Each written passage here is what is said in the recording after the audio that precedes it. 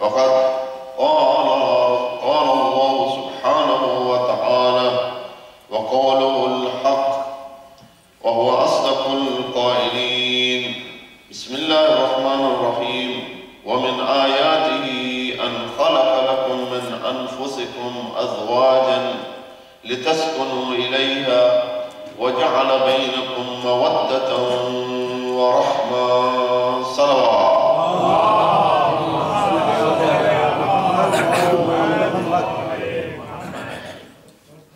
اس مختصر سے وقت میں سب سے پہلے شکر گزار ہوں جناب ڈاکٹر رحمان نقوی صاحب کا. واقعاً انہوں نے بہت ہی مفصل اور بڑے ہی ماشاءاللہ بہترین انداز میں حضرت خدیجہ سلام اللہ علیہا کی زندگی کے مختلف پہلوؤں پر روشنی ڈالی. بر محمد وعلی محمد صلی اللہ.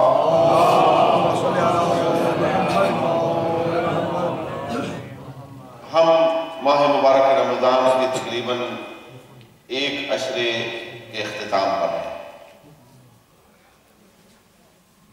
ماہ مبارک رمضان کا انتظار کرتے کرتے اور یہ تھا کہ جب ماہ مبارک آ رہا ہے اور اب وہ وقت آ گیا ہے کہ آج 10ویں کی شب ہے اور ایک عشرہ ظاہر ہے کہ ہمارے ہاتھوں سے نکل چکا ہے تقریباً. یوں سمجھیے 2 عشرے باقی ہیں. پہلا عشرہ آپ کو معلوم ہے کہ برکت و رحمت، دوسرا استغفار کا ہے اور تیسرا آتش جہنم سے آزاد ہونے کا. کوشش انشاءاللہ کرنی چاہیے ماہ رمضان میں ہے، چونکہ یہ جملہ ماہ مبارک کی برکت سے ہمیں ضرور میں اس کو بیان کرنا چاہتا تھا کہ یہ زندگی میں فرصت پھر نصیب ہوگی یا نہیں، کسی کو نہیں معلوم. اگلے سالوں میں ہم زندہ ہیں یا نہیں ہیں، یہ دسترخوان الہی پھر آیا ہمارے سامنے بچھے گا یا نہیں. لہذا یہ جو اللہ سبحانہ وتعالیٰ نے اتنی عظیم فرصت ہمارے لیے عطا کی ہے، اس فرصت سے بہترین استفادہ کرنا چاہیے. میں اپنے آپ کے لیے سب سے پہلے کہتا ہوں، دیگر آپ تمام بزرگان مومنین دوستان اور تمام مومنات کے لیے بعد میں کہ واقعا نہیں معلوم اگلے سالوں میں پتہ نہیں کیا ہوگا، ہوگے یا نہیں ہوگے. لہذا یہ جو ایک فرصت ہمارے پاس موجود ہے اس سے بہترین فائدہ اٹھائیے. دعائیں آپ کے پاس ہیں، مغز والی دعائیں ہیں جنہیں واقعا ہمارے غیر جس سے استفادہ اٹھا رہے ہیں. دعائیں آپ کو حمزہ شمالی ایسی دعا کہ جس کو دعا کی جملات پڑھ کر انسان کے رونگٹے کھڑے ہو جاتے ہیں. مولانا زین العابدین کی دعائیں ابو حمزہ شمالی صبح کی دیکھیے، دعائیں بہا ہے، دعائیں سحر دیکھیے، پھر اس کے علاوہ چھوٹی چھوٹی دعائیں ہیں. حج کی دعا ہے. بہت سے مومنین کہتے ہیں مولانا ہمارے لیے دعا، مجھے بھی کہتے ہیں جو حاجی جا رہے ہوتے ہیں، عمرے کے لیے جا رہے ہوتے ہیں، سب کو کہتے ہیں کہ مولانا ہمارے لیے، یا مثلا ہمارے دوست احباب سے کہتے ہیں کہ ہمارے لیے دعا کیجیے گا حج کے لیے. یہ بہترین مہینہ ہے. ائمہ طاہرین سے امام جعفر صادق علیہ السلام سنقول دعائیں ہیں کہ اگر یہ دعا پڑھی جائے تو یہ شخص اس کو اللہ سبحانہ وتعالیٰ حج پہ لے جائے گا اسی مہینے کے لیے. ظاہر ایسی فرصت ہمارے پاس اور کب آئے گی؟ ہر مہینے ایک جیسے نہیں ہوتا، ہر مہینے ظاہر ہے کہ اس کے فضیلت ایک جیسی نہیں ہے. بہرحال اس مہینے سے ہمیں بہترین استفادہ کرنا ہے. چونکہ ٹائم مختصر ہے، مطالعے بہت بیان کرنے کے لیے میں نے یہاں پر آج اپنے جو میں مطالعہ کر رہا تھا دیکھ رہا تھا، ماشاءاللہ بہت خوبصورت انداز میں ڈاکٹر احمد صاحب نے واقعاً اس کو بیان کیا ہے. لیکن بہرحال حضرت خدیجہ سلام اللہ علیہا کی شخصیت واقعاً یعنی اتنا حق ہے اس بی بی کا ہماری گردنوں پر کہ ایک آدھ مجلس سے بی بی کا حق ادا نہیں ہوتا. ایک آدھ مجلس کر لینے سے ہم سمجھے کہ ہم نے سال میں 10 رمضان المبارک کو ایک آدھ مجلس کر دی اور اس سے بی بی کا شاید ہم نے حق ادا کر دیا، شاید بس میں تو یہ ناانصافی ہے.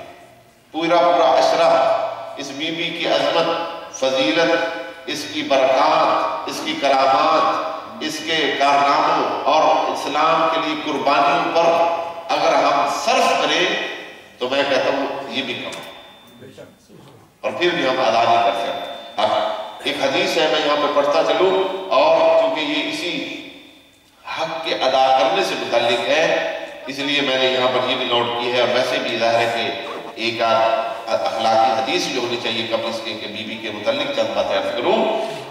فرماتے ہیں کہ قال رسول اللہ صلی اللہ علیہ وآلہ وسلم حرم اللہ ریح الجنہ علی ثلاثۃ، تین لوگ ایسے ہیں کہ جن پر پروردگار نے جنت کی خوشبو کو حرام کر دیا ہے۔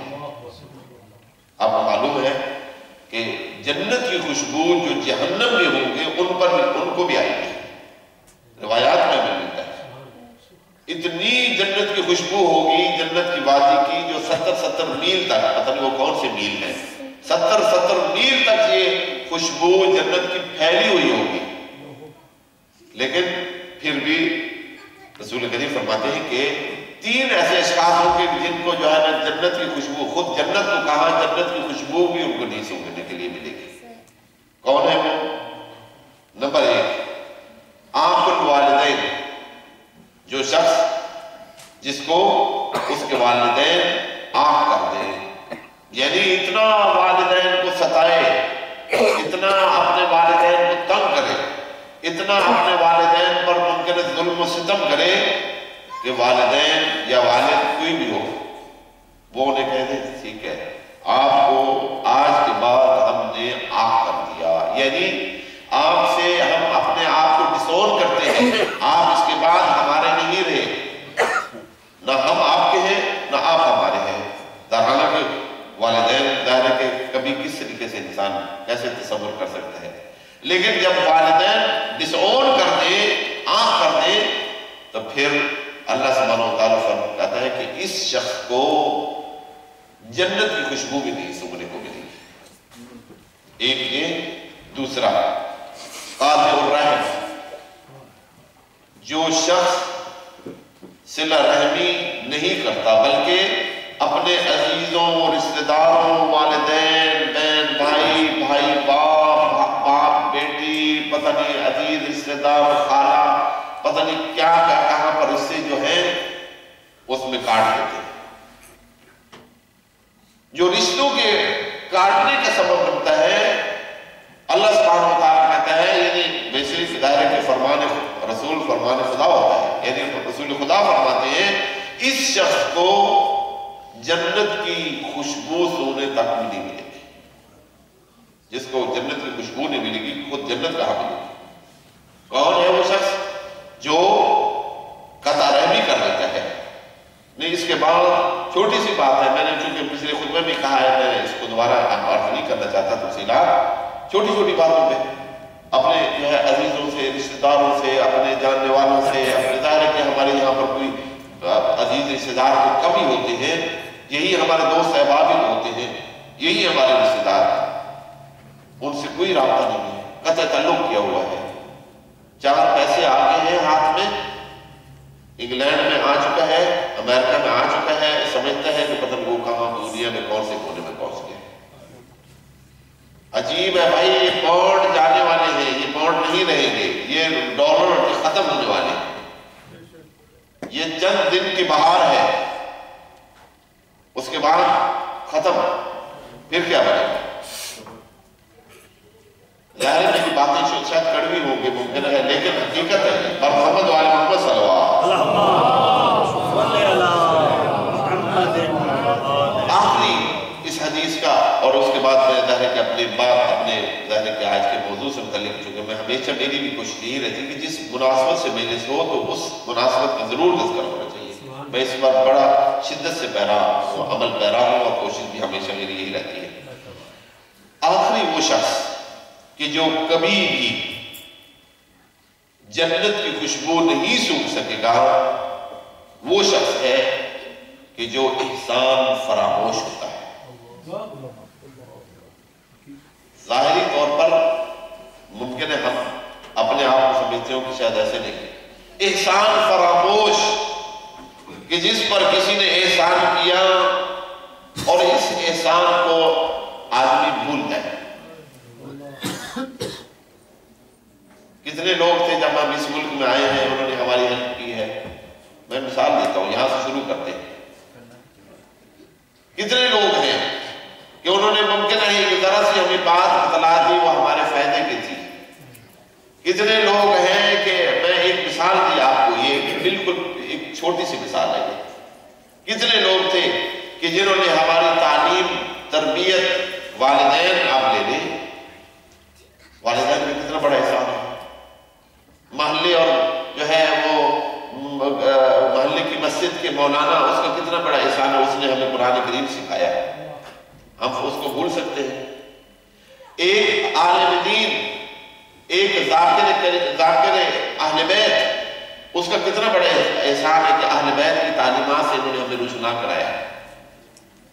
کتنا احسان ہے, اس کو ہم بھول سکتے ہیں لیکن بھول جاتے ہیں.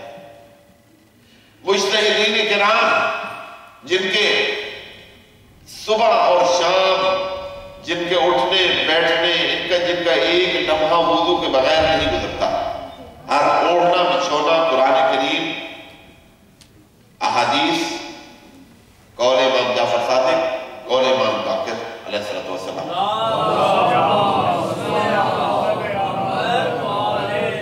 جن کی زندگیاں وقف ہو گئی ہیں اور ان کی قدردانی ہمیں کرنی چاہیے تھی, اور ان کے ظاہر ہے کہ ہمیں چاہیے تھا کہ ممنون احسان ہوتے, لیکن اب عالم یہ ہے کہ ان کے خلاف باتیں شروع ہو جاتی ہیں. تعجب ہے. والدین جن نے بہترین قسم کی, کوئی والدین کوئی بھی آپ لے لیں, وہ برداشت ہی نہیں کر سکتے کہ اپنے بچوں کو یعنی بہترین سے بہترین کپڑے جب خریدتے ہیں, بہترین کپڑے خریدے جاتے ہیں. جب وہ کھانا کھلاتے ہیں, بہترین کھانا کھلاتے ہیں. جب وہ اسکول میں داخل کریں گے تو کوشش کریں گے اس محلے کا, اس علاقے کا بہترین اسکول ہو.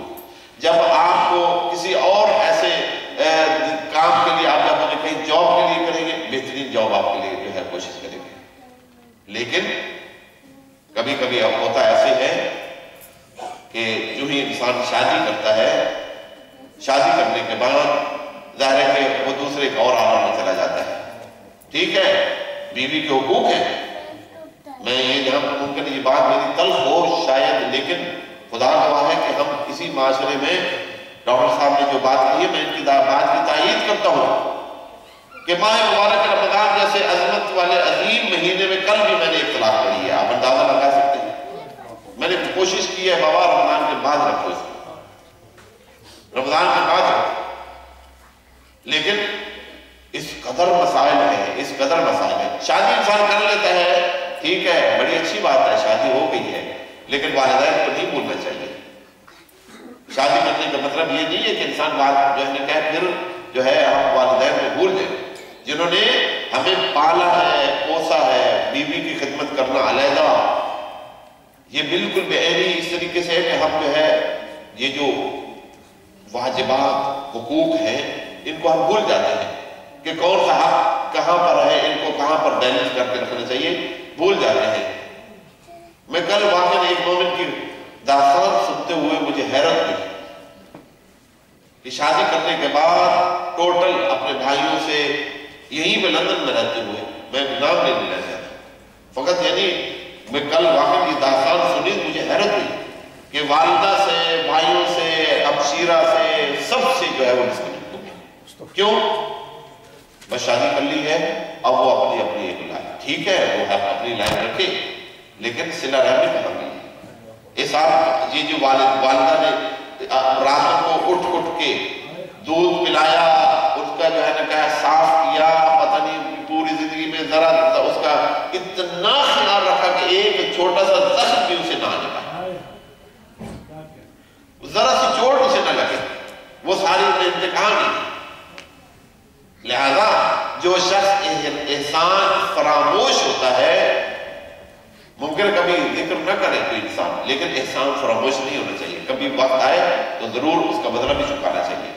اب آئیے کہ امت مسلمان نے, میں یہاں سے ایک یہ لیتا ہوں, یہاں سے لنک کرتا ہوں, مسلمانوں نے حضرت خدیجہ سلام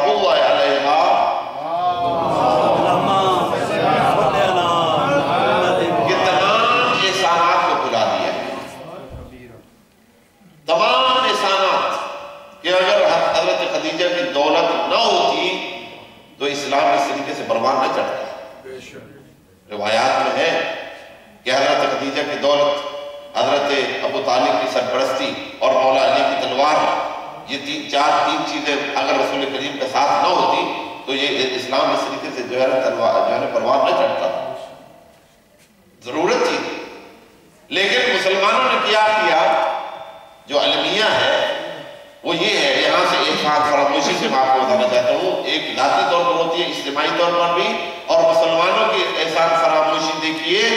صحیح مسلم اس کا ایک باب ہے، یہ تقریباً 7ویں جلد میں صفحہ نمبر 133 صحیح مسلم ٹائٹل ہے، اوپر ٹائٹل دیکھیے، ٹائٹل ہے، رات کو ہمارے سید بزرگوار بھی فرما رہے تھے کہ مناقب و فضائل خدیجہ۔ ٹائٹل کتنا خوبصورت ہے، دیکھنے والا دیکھے گا کہ واقعی حضرت خدیجہ کے سارے فضائل، لیکن بیچ میں ایک حدیث بھی حضرت خدیجہ سلام اللہ علیہ کی فضیلت پر نہیں ہے۔ اگر ساری احادیث ہیں تو دیگر جو ہے نا کہ ازواج کے متعلق بیان کی گئی ہے۔ اور جو ہی ماہ مبارک رمضان آتا ہے کہ میں ہمیشہ یہ بات عرض کرتا ہوں اور پھر عرض کر رہا ہوں، جو ہی ماہ مبارک رمضان آتا ہے زمینیں چھپتے اخباروں میں، جنگ میں آپ دیکھیں گے، پتہ نہیں کون سے روزنامے میں دیکھیں گے، دیگر مجلات، دیگر رسالے چھپتے ہیں، زمینیں چھپ رہے ہیں۔ کس لیے؟ حضرت عائشہ کے مثلا جو ہے جناب فضائل پڑھے جا رہے ہیں، جن کا کنٹریبیوشن رہا ہے، جنہوں نے دولت خرچ کی ہے، جنہوں نے سختیاں برداشت کی ہیں، اور جن کا پیسہ لگا ہے کہ عالم عرب، اس زمانے کے عرب سب کے سب جو ہے بی بی خدیجہ کے مقروض ہیں۔ میں ہمیشہ اسی لیے میں بھی کہتا ہوں، ڈاکٹر صاحب نے بھی آج کہا، میں ہمیشہ پہلے بھی کہتا ہوں، یہ ان کا نام سب سے بہترین ٹائٹل ملیکۃ العرب، ملیکۃ العرب۔ وہ حضرت خدیجہ کہ مختلف روایات کی روح سے آپ اس میں مختلف روایات ہیں کہ 70,000 اونٹ ہر وقت جو ہے تجارت کے لیے رفت و آمد میں مصروف ہے۔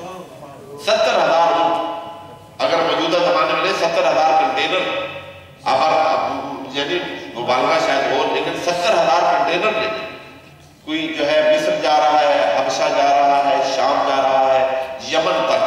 یمن اس زمانے میں تجارت کا اہم ترین مرکز تھا،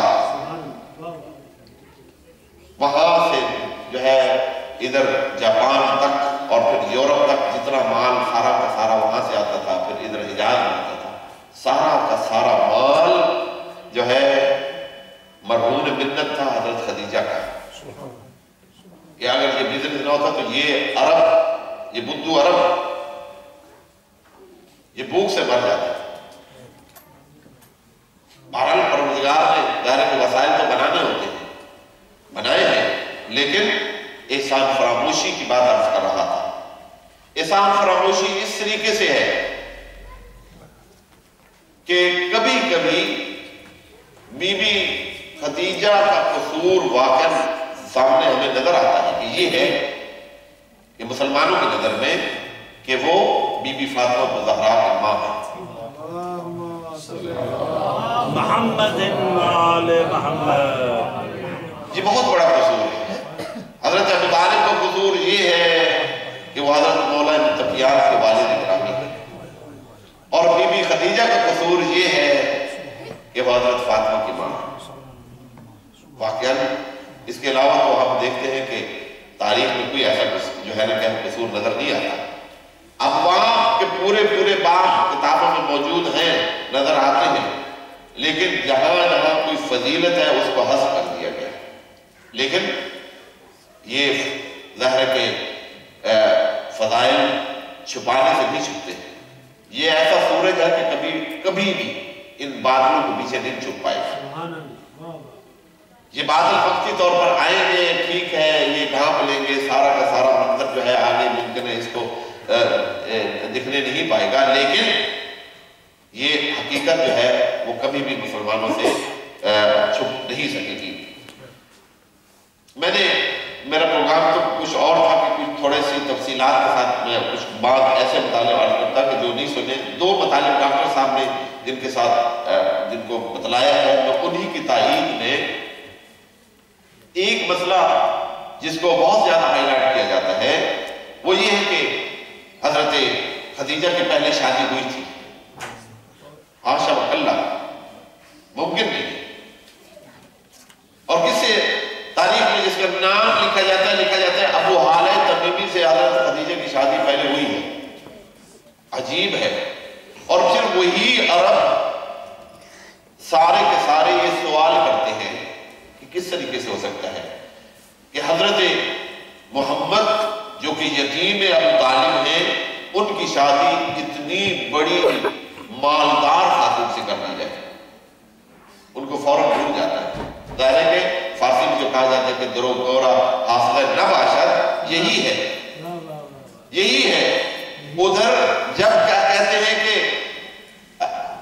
یتیم ابو طالب کے ساتھ کس طریقے سے شادی ہو سکتی ہے، ان کو بھول جاتا ہے کہ اگر یہ حضرت خدیجہ کا اتنا بڑا مقام اور مرتبہ تھا کہ یتیم ابو طالب سے شادی نہیں کی جا سکتی، تو پھر یہ کس طریقے سے وہ لنک کرتے ہیں کہ ابو حالہ تمیمی جو بدو تھا، بالکل جاہل، جس کا کوئی مرتبہ بھی نہیں تھا. سب نے لکھا ہے کہ ایک چھوٹے سے جو ہے وہ قبیلے سے اس کا تعلق تھا اور کوئی اس کا کوئی خاص مقام نہیں تھا. کہتے ہیں کہ اس سے شادی ہوئی فقط اور فقط حضرت خدیجہ کے مقام کو گرانے کے لیے. یہ ساری کی ساری باتیں اس لیے کی جاتی ہیں تاکہ حضرت خدیجہ کے متعلق جو ہے لوگوں کو گمراہ کیا جائے، ان کے فضائل کو بیان نہ کیا جائے. واقعاً آج بھی 2012 کی بات کرتا ہوں، غار حرا پر چڑھنا اور اوپر جانا آج بھی کارے جاتا ہے. جو لوگ جاتے ہیں، ہمت والے بزرگ بھی جاتے ہیں، بوڑھے بوڑھے لوگ بھی جاتے ہیں، بوڑھی بوڑھی خواتین بھی جاتی ہیں ابھی. لیکن کتنے گھنٹوں کا جو ہے راستہ ہے. اللہ جزائے خیر دے ان ہمارے پاکستانی دوست احباب کو جو وہاں پر رہتے ہیں اور جنہوں نے اب کچھ بعض جگہوں پر سیڑھیاں بنا رکھی ہیں، جو لوگ اوپر گئے ہیں، جن لوگوں کو پتہ ہے. آج 2012 میں بھی اوپر چڑھنا عام آسان کام نہیں ہے. اور حضرت خدیجہ کے متعلق ملتا ہے کہ کھانا دینے کے لیے کبھی کبھی ایک مرتبہ ہی نہیں، دن میں 3 مرتبہ اور 4 مرتبہ بھی اوپر جاتی تھی. اے واقعی یہ مسلمان احسان فراموش نہیں ہے تو کیا ہے؟ بی بی خدیجہ کا کوئی احسان بیان کر سکتا ہے؟ سوال ہی پیدا کرتا ہے. ان کا اتنا بڑا احسان ہے کہ اس زمانے کے حالات کے مطابق جب قحط سالی ہوتی تھی تو ہر جگہ فقر و فاقہ ہے، ہر کوئی محتاج ہے، نان شب کا بھی محتاج ہے. لیکن بی بی کا دسترخوان چل رہا ہے اور آپ کا دسترخوان بچھا ہوا ہے، لوگ آ رہے ہیں، کھا رہے ہیں. میں نے ایک اور حدیث بھی یہاں پر نقل کیا، اسی کو ظاہر ہے کہ آپ کو میں بیان کر کے اکتفا کرتا ہوں. اور یہ 2 جملے مصائب کے، یہ حدیث بھی اہل سنت سے ہے اور جس میں ظاہر ہے کہ رسول کریم کی ایک بیوی یہ حدیث کرتی ہے رسول کریم سے، ان عائشہ. یہ غور سے سنیے گا یہ حدیث، کیونکہ یہ حدیث میں 1-2 سال پہلے بھی پڑھی ہے میں نے اس حدیث کو، اسی سے مشابہ حدیث. یہ حدیث ہے، قلت لرسول اللہ، میں نے رسول کریم سے کہا، قد عوضک اللہ من کبیرۃ السن، یا رسول اللہ بار بار خدیجہ کا نام لیتے ہیں، بار بار خدیجہ کا تذکرہ کرتے ہیں، بار بار محزون ہو جاتے ہیں، آپ خواہ میں جو ہے کبھی پریشان رہتے ہیں، کوئی بات آتی ہے تو آپ جو ہے اس وقت جو ہے حضرت خدیجہ کو یاد کرتے ہیں. آپ کو معلوم ہے کہ جب بھی گھر میں بہترین کھانا پکتا تھا تو اس بہترین کھانے کا بہترین حصہ رسول کریم نکال کر حضرت خدیجہ کی سہیلیوں کو بھیج دیا کرتے تھے۔ جب گھر میں کوئی گوشت آتا اس کا بہترین حصہ نکال کر حضرت خدیجہ کی سہیلیوں میں بانٹ دیتے تھے۔ اور ظاہر ہے کہ بار بار جو ہے حضرت خدیجہ کا گھر میں تذکرہ ہوتا تھا، لیکن ظاہر ہے کہ جیلسی کی وجہ سے یہ برداشت کے قابل نہیں تھا، لہذا ایک دن کہہ بیٹھے قَدْ أَفْضَقَ اللَّهُ مِنْ كَبِيرَةِ السِّنِّ، وہ جو بڑھیا تھی اس کی جگہ تو اللہ تعالیٰ نے آپ کو نوجوان لڑکی جو ہے ایک نوجوان بیوی دے دی ہے، اس کو یاد کرنے کی کیا ضرورت ہے؟ تو خود ہی کہتی ہیں، آپ اندازہ لگائیے یہ حدیث اسی لیے میں نے یہاں پر کوٹ کی ہے، قالت فَرَأَيْتُ رَسُولَ اللَّهِ غَضِبَ غَضَبًا شَدِيدًا، میں نے دیکھا کہ اب رسول کریم کا کیا منظر ہے کہ شدید غضب کے عالم میں ہے۔ اب مجھے بتائیے کہ میں سوال کرتا ہوں مسلمانوں کہ جس پر رسول کریم غضب شدید میں ہو اللہ اس پر راضی ہے؟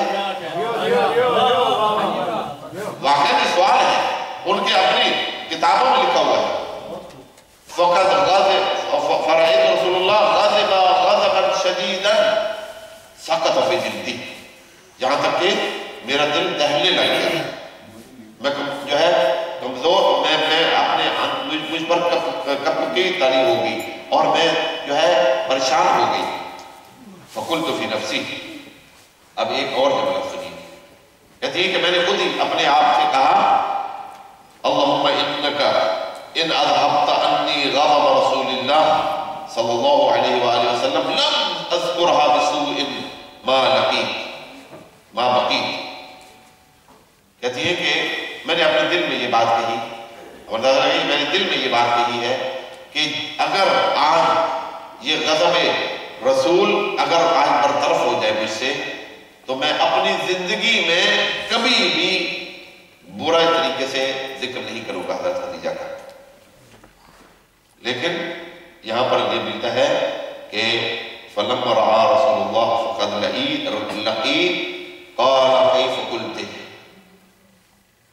رسول کریم نے اس نے اپنے دل میں کہا لیکن رسول کریم نے سن لیا، یہ خود اس کے ملتے ہیں الفاظ، رسول کریم نے اس کے الفاظ سن لیے، چونکہ رسول کریم مجسمہ رحمت ہے، رحمت للعالمین ہے، مجسمہ اخلاق ہے، ظاہر ہے کہ وہ غضب ہو کے بھی ظاہر ہے کہ پھر بھی مجسمہ اخلاق، ظاہر ہے کہ ہمیشہ میں یہ کہتا ہوں ہم کسی کا اگر برا اخلاق دیکھتے ہیں تو اس کی برائی کی وجہ سے ہمیں برا نہیں کرنا چاہیے، اگر وہ برا ہے تو ہمیں اس کے برے اخلاق دیکھ کے ہمیں برا نہیں کرنا چاہیے، بلکہ ہمیں اپنی خوبی پر، ہمیں اچھائی پر رسول کریم کے اخلاق کو ظاہر ہے کہ مد نظر رکھتے ہوئے باقی رہنا چاہیے۔ پھر فرماتے ہیں کیف قلت، آپ نے یہ کیسے کہہ دیا کہ میں جو ہے وہ بہت جو ہے جوان ہوں اور وہ تو بڑھیا تھی، واللہ لقد آمنت بی لقد آمنت بی اذ کفر بی الناس، حضرت خدیجہ نے تو اس وقت مجھ پر ایمان لایا جب سارے کے سارے لوگ جو ہے مجھ پر جو پتھر پھینکتے تھے، گالیاں دیتے تھے، مجھے جو ہے مجھ پر ایمان نہیں لائے تھے، وصدقتنی اذ کذبنی الناس، واللہ لقد آمنت بی اذ کفر الناس وآوتنی اذ رفضنی الناس وصدقتنی اذ کذبنی الناس۔